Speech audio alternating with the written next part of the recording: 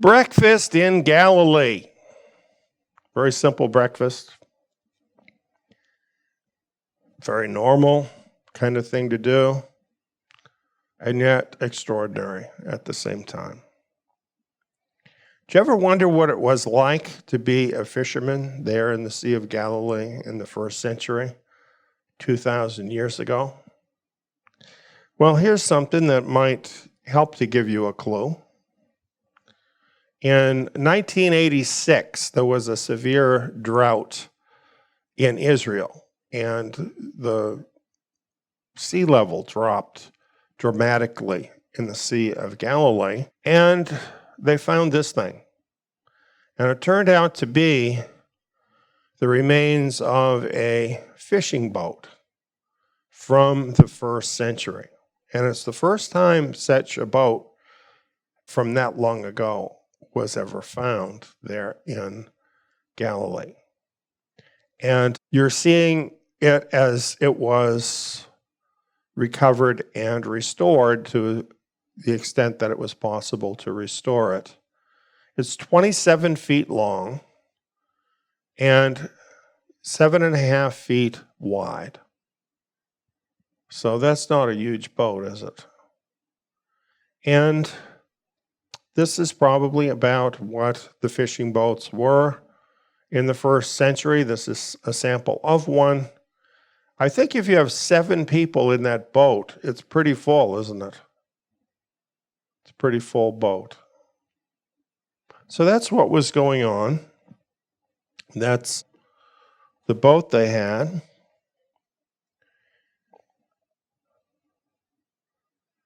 It starts out there, after these things, Yeshua revealed himself again to the disciples at the Sea of Tiberias.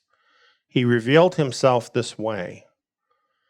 Simon Peter, Thomas called Didymus, Nathanael of Cana in Galilee, the sons of Zebedee, and 2 others of his disciples were together. Now this is a grouping you seldom see as you go through the Gospels of 7 disciples. You have the disciples sent out by twos, so you have that. You have the 12. You have multitudes of disciples who are not the 12. But here in the boat, on this particular occasion, there are 7 disciples. I think this is kind of a clue as to why this epilogue is in the book, or actually kind of added on to the book of John. It was part of the original book, even though some people kind of feel like it was added on later, but it really wasn't. It was part of the original book, and this whole story sort of ties the rest of the book together, and you see it suggested to you right at the beginning of chapter 21 with these 7 disciples. Because I don't know if you've noticed as we've gone through the book of John, but there's lots of 7s in the book of John. This is kind of a signature of the Apostle John, all of these 7s. Now let's look at some of these 7 disciples who are named. We have them named here for us. So this is what we were just looking at. Then we have 7 signs. And by the way, this list of 7s would not be 7 unless you had chapter 21, where the 7 disciples are listed. But here you have 7 signs. You have water to wine. You have the feverish son. The lame man feeding the 5,000. Walks on water. This is where Yeshua walked on water, healing the blind man and raising Lazarus. This does not include the greatest sign of all, of course, which was what the whole book is about, is the death and resurrection of Yeshua. So I guess you'd call this 7 signs apart from that great sign. You have 7 witnesses that are listed as you go through the book of John. The Father, the Son, the Holy Spirit, John the Immerser, John the Apostle, the miracles of Yeshua are said to be a witness, and the scriptures are said to be a witness. You have 7 witnesses listed in John. You have 7 I ams in the book of John. Yeshua says, I am the bread of life. I am the light of the world. I am the door. I am the good shepherd. I am the resurrection and the life. I am the way, the truth, and the life. I am the true vine.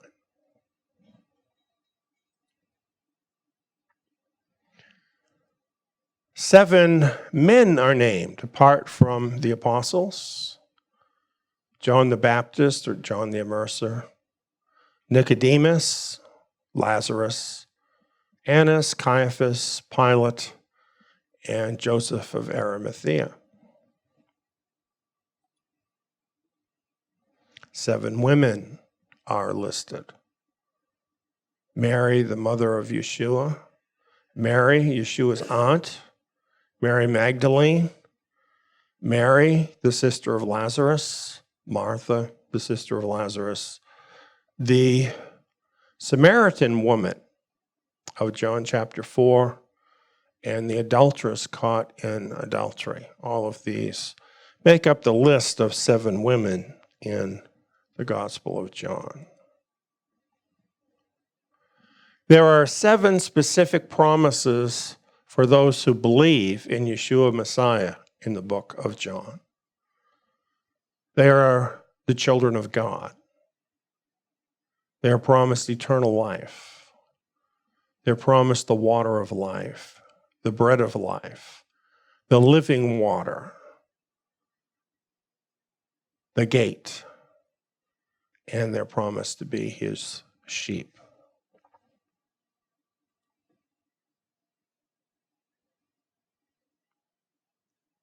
So here I've listed these 7 sevens, and I think that's interesting that there are 7 sevens in the book of John. It puts me in mind of this other book, the book of Revelation. And of course, as you read through the book of Revelation, it's much more obvious, the sevens. There are so many sevens. It's not just 7 sevens. There's sevens all through the book of Revelation. So the sevens are somewhat hidden in the book of John. You have to be paying attention and count them to see them. It's more subtle. In the book of Revelation, it's just sevens everywhere. So what is that all about? Well, the book of John is the last of the gospel books. And the book of Revelation is the last book of the entire inspired canon. They're both a final book. And the number 7 is the number of wholeness, completeness, perfection. So with the witness of John, the gospel witness is complete. That's why it has all these 7s. And with the book of Revelation, the entire canon is now complete. And as we look at these 2 books, and we realize that they have one author or one writer, that being John, this is really like a watermark in these books that all of this is authentic, that these are actually from the Apostle John. Of course, the Spirit inspired this for John to do things this way. And it's also an evidence to us that this 21st chapter of John, although an epilogue on the book of John, was intended as such, basically like a signature of the book. And of course, the information in it is so very important too. So let's get into some of that. I was thinking that what I would do is just take some of the questions that people sometimes have and answer those tonight. Brian did a very good job of going through verse by verse. So let's take some of these. In John 4, it says, when day had already come, Yeshua stood on the beach, yet the disciples didn't know that it was Yeshua. People often wonder, why didn't they recognize Yeshua? They should have been able to recognize him. They lived intimately with him for like 3.5 years, right? Well, there are different possibilities.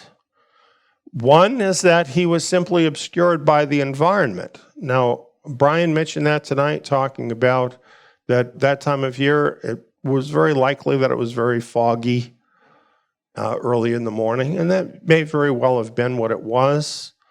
It could have been a lighting issue, because sometimes early in the morning, when the sun is first coming up, you have a lot of shadows and so on. And so it could have been some kind of a lighting issue. It could have been his clothing. You know, in the picture that we have for our lesson this week, it shows him kind of in a hooded kind of garment. So that could have obscured their view of who it was. That's possible. Another thing is maybe they just didn't expect to see him there. And it could have been anybody.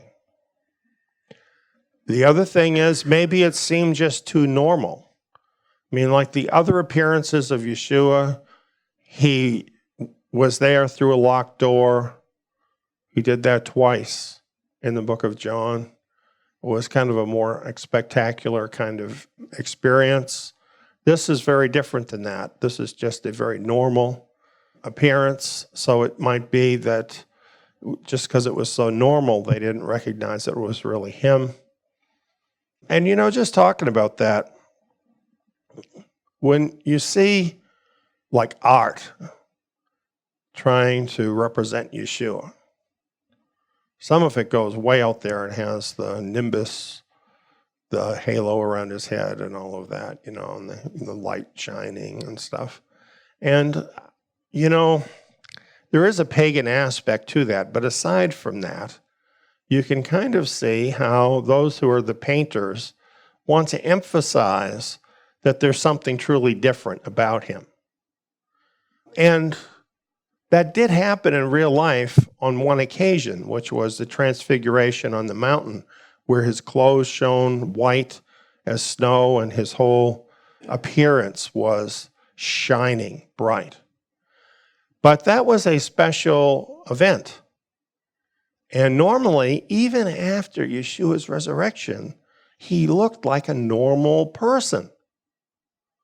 If you met him, if he came and knocked on your door and you open the door, you might just wonder, who is this? Because to most people, he would just look like a normal person. And this is what is so amazing about this and this whole story about this breakfast. You have to understand this part about Yeshua. In a way, he's just a normal guy. And that's just what is so mind-bending about him. Because, you know, he's fixing them breakfast. He's doing this normal stuff, sitting there on the beach, making the fire and all of this. And he's the Son of God. You know, and he can appear in your life like this. He's been in my life this way before, just in such a normal way. It would be very easy not to see him, and yet he's there. And his voice is there. And, you know, when you have that sense in your spirit that he's there and he's involved, that probably means that he is. Sometimes people doubt that, you know, and they think, oh, that's just me. No, it isn't. It isn't just you. That happens because something real is happening. There is another possibility, and that is that he was deliberately obscuring their recognition of him. And, you know, he can do that. He can just shut people's eyes to things. He can just make you not see, not hear in the normal way. He can do that. He does that to people. Remember what happened with the angels in Sodom? They just blinded the people. It's possible to do that. And then the other thing is, he may have simply appeared in a different or disguised form. So it could be any of those things. Apparently, John didn't think the reason was important. What was important is that they did recognize him and they did what he said. That's what's important for us too, isn't it? That we do recognize him and we do what he says.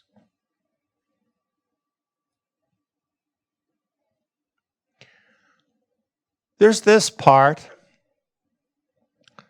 that people might wonder about, where Yeshua said to Peter 3 times, "Simon, son of Jonah, do you love me?"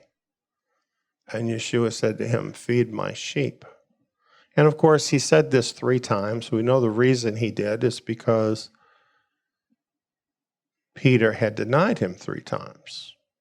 So this was actually grace. It gave Peter an opportunity to affirm his relationship with Yeshua 3 times to sort of make things right. And this was very good. But also, Yeshua was telling him what he could do to show his love to Yeshua. It's not what you say that matters, it's what you do, just like Brother Brian had said. And what was really needed is for him to feed his sheep. So what sheep was Yeshua talking about? Did he leave behind a pasture full of sheep that Peter needed to go and feed? No, that wasn't it. Who did Simon Peter understand the sheep to be? Well, as we've come through the gospel accounts, it's talked about sheep a lot. And for instance, in Matthew, it tells us Yeshua sent these 12 out, including Peter, right? And commanded them, "Go to the lost sheep of the house of Israel." One thing about these books that gets missed by a lot of people is these gospel books are about Israel. Yeshua, through this entire ministry, he was ministering to Israel. And he was searching out the lost sheep of the house of Israel. But he did also say this. He says, "I lay down my life for the sheep. I have other sheep which are not of this fold. I must bring them also, and they will hear my voice. They will become one flock with one shepherd." Now there in Judea, what you had was the Jews. And that was mostly who he was talking to here. In Jerusalem, you have the Judeans, or the Jews.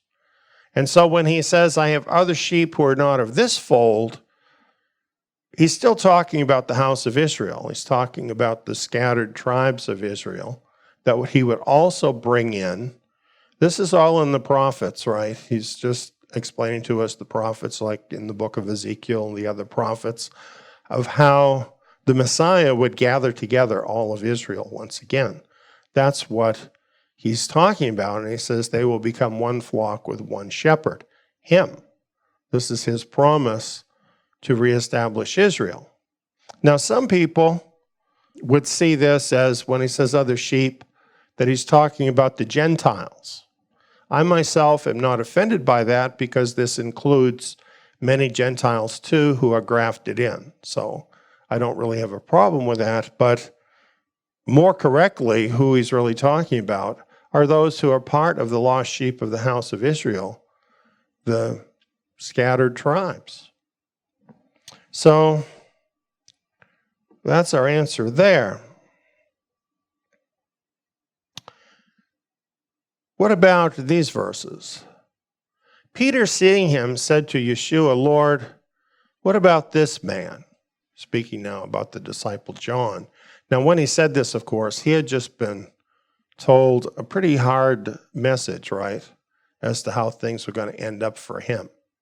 So now he's wanting to know what's going to happen with this other disciple. If it's going to be this hard for me, is it going to be this hard for him? Well, Yeshua said, if I desire that he stay until I come, what is that to you? You follow me. This saying, therefore, went out among the brothers that this disciple wouldn't die. Yet Yeshua didn't say to him that he wouldn't die, but if I desire that he stay until I come, what is that to you? So, what really is the point of this passage? I believe that this is part of the reason that John chapter 21 has to be here. Because realize when John is written, this is at the end, near the end of John's life. And what John had seen through that entire time is the disciples had talked about these things Yeshua said. And really, if you were there at that breakfast, wouldn't you be talking about that breakfast the rest of your life with the other people that were there? Wouldn't you be saying, well, he said this, what do you think of that? What does that mean? He said this about John. He said that he's not going to die. Does that mean then the kingdom is going to come before John dies? Is it going to come then that soon? And some people would assume, well, yeah, that's what it means. And there probably were a lot of brethren in the first century that thought what this meant is that the kingdom would come before John could die, so that he never would die and would go right into the kingdom. So I think it's really good that John cleared that up here in the book of John and is saying, you know what? Yeshua never said that he's returning during this time. That's something we assumed. And so I think that's a good thing, because sometimes people criticize the first century believers. Maybe you've heard this, and they say, well, they believed it was the final generation back then. Well, not all of them did. Paul didn't, for example, and that's his teaching. But there were some who did, and there are some different sources outside the scriptures where you find some that felt that way.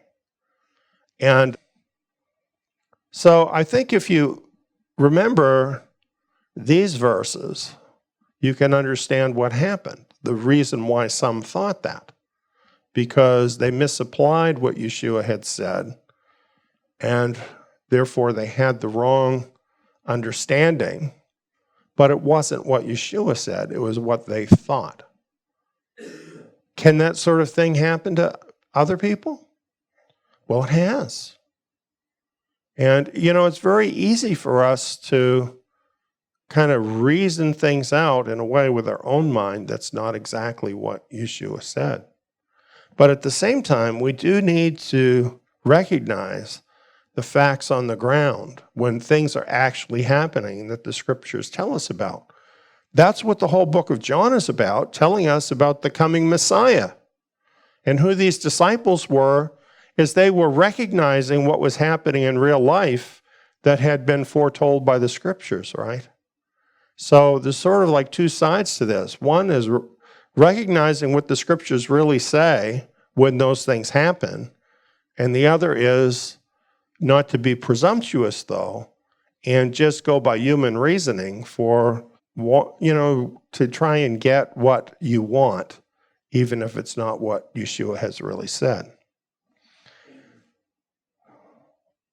I think it is interesting what did happen with John, that he did live so long. And obviously, we've benefited by that, because his longer life gave him an opportunity to live long enough so that he could write this gospel that contains some things in it that could not have been written earlier, because it would bring danger to people. And that's a good reason why John did live so long. Well, let's look at this some more Peter turned around, saw a disciple following. Peter, seeing him, said to Yeshua, Lord, what about this man? Yeshua said to him, what is that to you? Follow me. Well, clearly, Yeshua is somewhat rebuking Peter here, saying, what is that to you? What was out of line for Peter to ask about the status of another disciple? Fairness. Fairness. People stumble over fairness all the time. They have this expectation that God has to do things the way they think he should do them. Your aunt got cancer, and that's not fair, and that's God's fault. That's what some people think. And they get stumbled, and they don't follow him anymore. It happens within the community of believers sometime. You know, one person may get a privilege or an opportunity, comes to them. Doesn't happen the same way for another person, maybe you. And you can start to feel resentful of that. What is going to guard against that happening so that we don't get derailed from our walk because of what Yeshua is doing with other people? Well, I think this rebuke of Yeshua is for that person who is concerned about what other people are getting as compared to what they're getting. This is the point. What is that to you? Follow me. See, what matters is you following him. He has his own relationship with every other believer. That's between him and them. It's not your business to be deciding what they should be doing, judging whether they're doing it, judging whether you're getting treated fairly in relationship to them. None of that is your business, because Yeshua is dealing with them separately from you, and he has reasons. For example, in Matthew chapter 25, it tells us how things work here. This is the parable of the talents. There, Yeshua, in this parable, talks about giving one servant 5 talents, another gets 2 talents, another gets 1 talent, to each according to his own ability. And that's the key to it all, isn't it? Yeshua gives each of us our own sphere to work in, according to our own ability, who we are, what we're created for. And that doesn't match up from one person to another, and it's not supposed to, because we're all created for something different. And so this whole idea of saying, well, what about this other guy? You're not going to know. Do you think that would even be possible at that breakfast that morning to imagine what was going to happen through the rest of that time period, that first century time period, to understand the importance of John and what he was going to be doing in writing these books at that time? The book of John, the other epistles of John, and the book of Revelation. They wouldn't know that. They wouldn't understand about that. Yeshua doesn't have to explain these things to us as to what he's doing with the other guy. And I think this is just such an important thing for us to realize, that we really need to not be doing that, to be judging the other believer and what he's doing with them, because we've got all we can do to keep our own self on track following him. And that's really what he has told us to do. So that's what that's about. And I think it's an important lesson for all of us. Well, here's another section that people wonder about. He said to them, cast the net on the right side of the boat, and you will find some. They cast it, therefore, and now they weren't able to draw it in, for the multitude of fish. So, of all the things that Yeshua could have done, the miracles he could have done, why is he doing this miracle with his disciples, this multitude of fish? And why is it included here in this very last chapter? Well, actually, even this term, the multitude of fish, should remind us, and certainly I'm sure reminded them because they were Hebrew speakers, of Genesis 48. You know, it's kind of interesting as we go through the scriptures, there's this subtext of the patriarchs everywhere. Yeshua said that the patriarchs are still alive to Yahweh in the sense that he made these covenants with them. And this is very much alive with him, very real to him. So if you have this term, multitude of fish, and then you find the similar term back in the book of Genesis, it has meaning. Now, let me go through this a little bit for you. In Genesis 48, Jacob is in his old age, and he's speaking to Joseph about Joseph's sons and the tribes of Israel that would be born from them. And he said this, "The angel who has redeemed me from all evil, bless the lads." That angel, by the way, is the angel of the Lord, Yeshua himself. So Jacob was asking that the pre-existent Yeshua Messiah would be blessing them. So is there a connection? And then it goes on, "Let my name be named on them, and the name of my fathers, Abraham and Isaac, let them grow into a multitude in the midst of the earth." Now let's look at this in the Hebrew somewhat. And when we do that, we find that the word here that's translated grow in English, grow is very inadequate to the meaning of the word, because it actually refers to the tail of a fish moving back and forth to propel itself through the water, the darting around of a fish. So if we were to look at this phrase literally in the Hebrew, it would mean approximately this: let them spawn like a teeming multitude of fish in the midst of the earth. It directly connects this multitude that would come from Israel to a multitude of fish. And it uses the word multitude. So I think that's so interesting that Yeshua says, cast your net over there, and you're going to catch a multitude of fish. It's a direct reference to this promise having to do with Israel.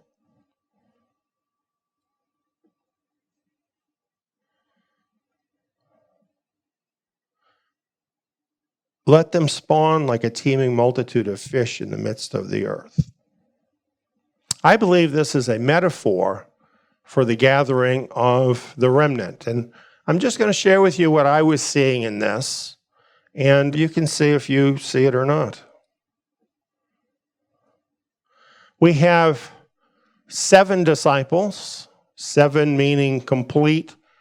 It's a full number of disciples. It pictures a full number of disciples. They toiled all night and caught nothing. And all night, in a number of Yeshua's parables, he speaks of this night, which is this long period from really the end of the first century down to the end of the age, this time of darkness. Really, what we call the church age is when the believers actually went into this period of darkness. We even have what we call the dark ages, right? And in a way, believers are still emerging from the dark ages, believe it or not. So then finally in the morning, the sun rises. In Scripture, the sunrise is the restoration of the house of David. This refers directly to the Davidic covenant. And if you go back to David's covenant and the will that he gave before his death, it references the rising of the sun from generation to generation. So in the morning, this is when finally this restoration of the house of David occurs. Then Messiah shows up, and the time is right now. So there's been this long time when it was not possible to gather this multitude of the remnant. But now Messiah shows up. It's a new day. And then at his word, when he speaks, a teeming multitude of fish will very quickly and easily be drawn into the boat. So just imagine that experience. You know, fishing all night, trying to catch something, doing everything you can to fish, and you can't do it because it can't be done in the normal way by human power. And then when it's the right time, Yeshua speaks and it all just happens easily. This is a lot like the sense you get about this when you read the prophets, because they all seem to talk about this quick work that he's going to do. For instance, one verse says he will speed it up in its own time. It's a picture for us. And that's why it includes this about the fish.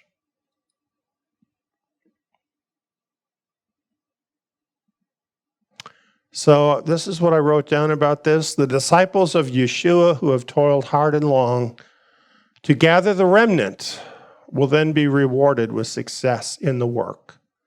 A multitude of fish coming in.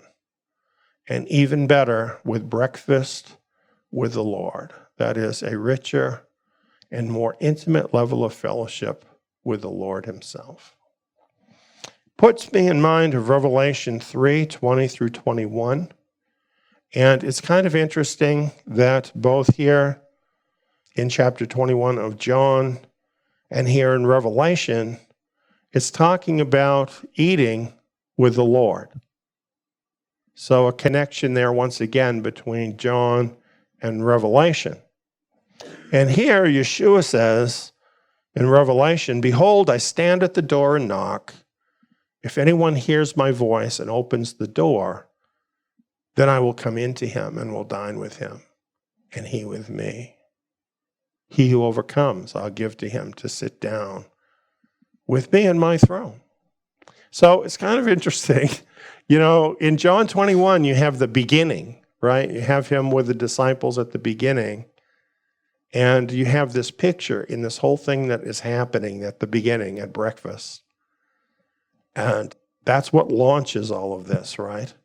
And it has in view the gathering of the remnant.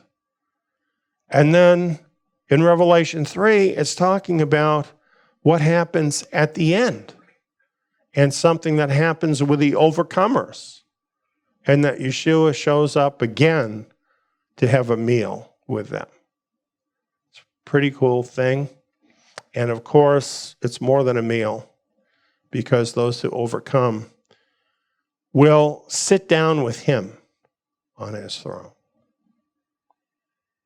Well, that's what I have for John 21. And like he says, you know, if we were to go into absolutely everything in the book of John, even, that Yeshua did and said, that's all we'd ever be talking about from now into eternity.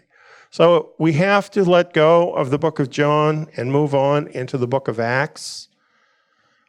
But yet we have been so richly blessed going through these Gospels, and especially the book of John, which reveals Yeshua in such a unique and high and special way. And I know it's been such an important book in my life, and probably it has for you too. And I just thank Yahweh for that. Breakfast in Galilee. For whatever things were written before were written for our learning, that we, through the patience and comfort of the Scriptures, might have hope. You know, the apostles, they were Torah scholars. This is why I'm doing Tsiyon Academy.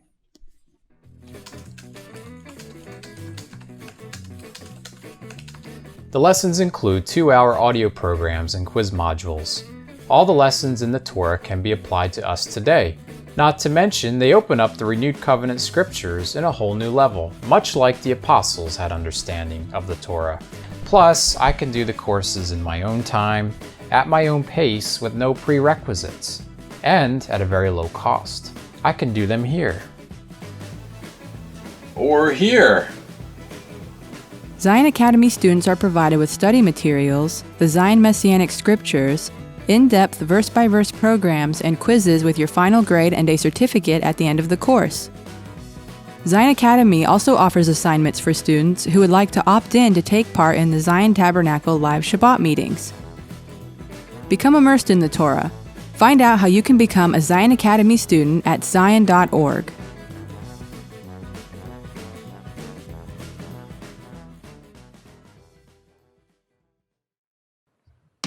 Was this video informative? Remember to hit the like button to help spread the word, and share your thoughts in the comments below. Don't forget to subscribe and hit the notifications button so you'll get updates on all the great content coming from Eliyahu Ben David.